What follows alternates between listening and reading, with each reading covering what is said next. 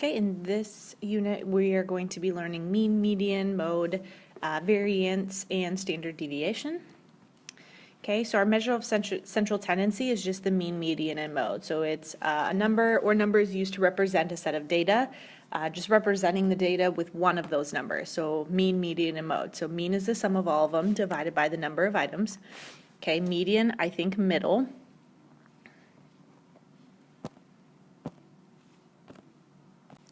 Okay, so median, think middle, the middle number when the list is in order. So just make sure that your list, when you're doing the numbers, is from lowest to highest, and then you find the middle number. Mode, I always think of as the most common. That has, if no items appear most often, the set has no mode, so put none.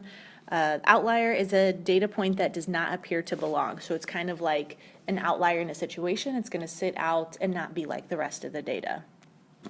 Okay, so when to use certain central tendencies. Mean, the data is very spread out and you want an average. Median, the data contains outliers. The median will get rid of those outliers because you're finding the middle ground. Mode, the data are tightly clustered around one or two values where they're very, very common. Okay, so we're going to find the mean, median, and mode. So the first thing you want to do in these is make sure you write it in order.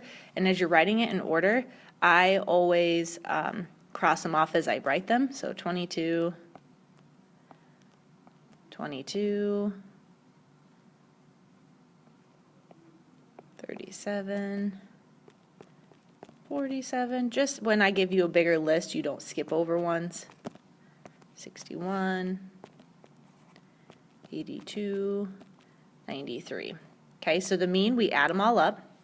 So I would be doing 22, my thing will write, plus 22 plus 37 plus 47 plus 61 plus 82 and 93. And you can use the big fraction button if you have the white calculator and divide it by how many there are. So there are 1, 2, 3, 4, 5, 6, 7. So we divide it by 7 and we should get 52. Okay, median is middle. So if I change colors here, if I cross off 3, I cross off 3, so my middle number is going to be 47. Okay, mode is the one that occurs most often, so 22 is written twice. So we're going to put 22 down as the mode. Remember, if you don't have one, you put none. If you have two different modes, put both of the modes.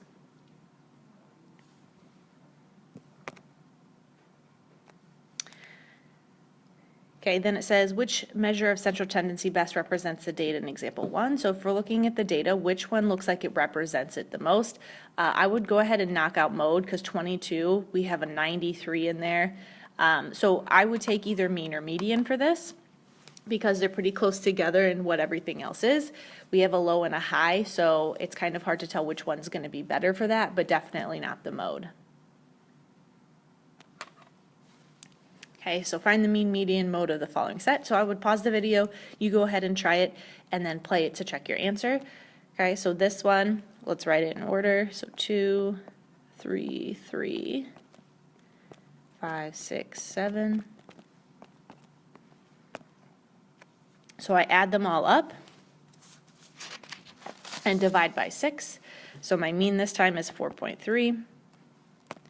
My median, I go through and I cross them off, so 1, 2, 1, 2. If I need to find it, I add them and divide by 2, kind of like finding the average. So my median or my middle number would be 4 in this situation. And my most common is 3 because it appears twice. Okay, so a new internet company has 3 employees who are paid $300,000, 10 who are paid $100,000, and 60 who are paid $50,000. Which measure of central tendency best represents the pay in the company? Okay, so I know that there are 3 of these, 10 of these, and 60 of these. So the best representation of the pay, I would say, is going to be the mode because it is the most common, and there are 60. That's going to be the majority of what the company is. Okay.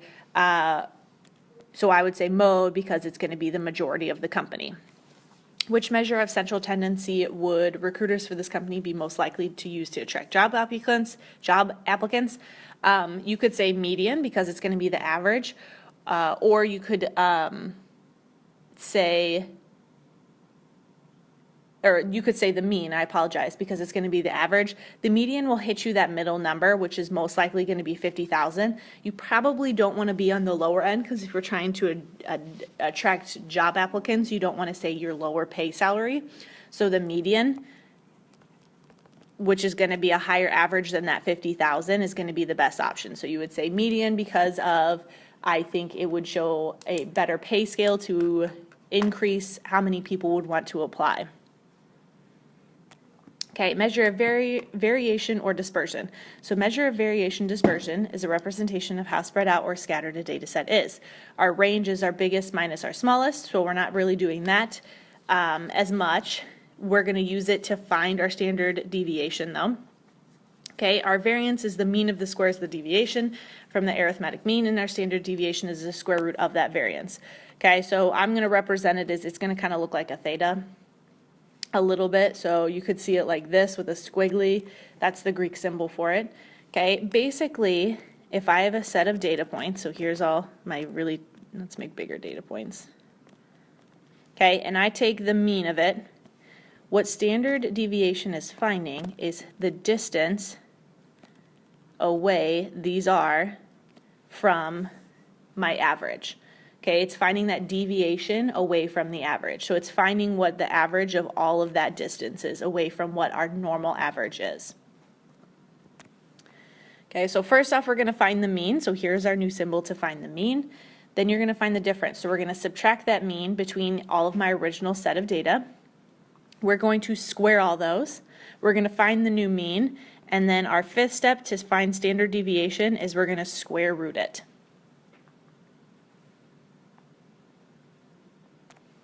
Okay, so step one, we need to find the mean. So we're going to add them all up and divide by 1, 2, 3, 4, 5, 6, 7.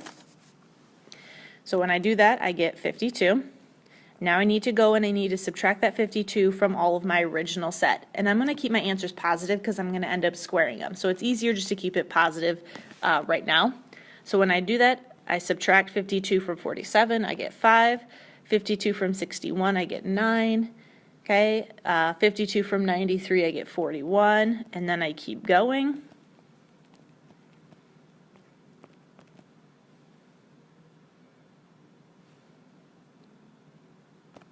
I accidentally skipped over a 30.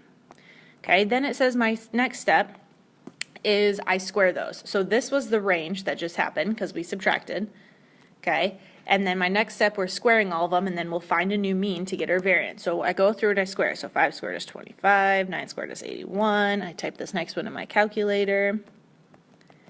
900, 900, 900, and 4489. Then I find my new mean, divide it by 7, because my original number was 7. So my new mean represents my variance. So this 1282.3, that's my variance. Now to get my standard deviation, I square root it, and I get 35.8. So on average, that's how far away they are, all of my numbers, from the average. So that is my standard deviation. So you're going to have to memorize these steps for the test.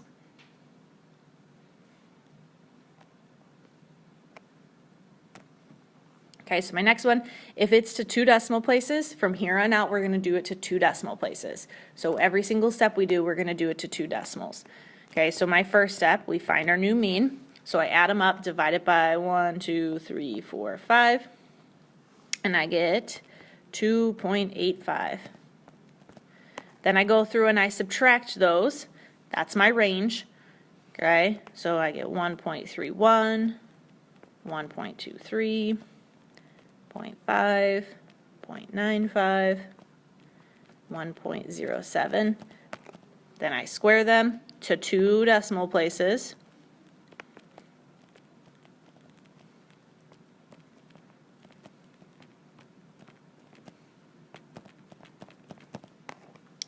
I find my new mean, which represents my variance.